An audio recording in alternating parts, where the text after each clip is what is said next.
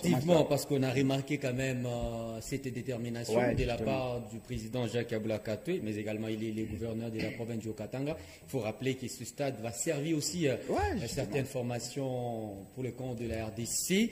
Mais je me dis, est-ce que ça peut impacter les résultats de Lupopo s'il arrivait que l'équipe de Tunnel évolue du côté Kibasa? Grandement, ça va impacter grandement. Pourquoi Lupopo se loupe lors des précédentes saisons? C'est parce que Lupopo joue loin de son public.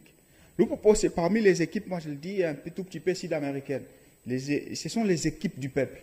Lupopo, c'est une équipe du peuple. Même ce joueur, quand il arrive, moi j'ai vu la plupart des matchs de la Ligue nationale de football, quand le public accompagne partout, quand le public accompagne Orsomaku, c'est un autre joueur, c'est un joueur transcendantal. Et donc je trouve que le fait de ramener ces matchs ici, ça va permettre à ce que certains joueurs se transcendent, certains joueurs puissent se revoir à la hausse, et ça fera un tout petit peu la différence, puisque jouer en dollars dans un public devant un public de 100 personnes, 200 à Kinshasa, 50, c'est différent d'être ici, un stade relativement bondé. Je sous-entends qu'il y aura une homologation partielle, donc on va certainement limiter le nombre de fans qui doivent accéder, mais je crois que même à 30, si on est déjà à 15 000 dans ce stade-là, une équipe un tout petit peu inexpérimentée en face fera en sorte que les résultats soient probants. C'est un succès de M. Jacques Yeboula Kato de ramener la CAF au niveau du stade Kibasa Maliba. Ça, c'est ce que moi je retiens. Au-delà de ramener Lupopo de jouer à domicile, au-delà de ramener Lupopo troisième fois à Africain, mais le fait de ramener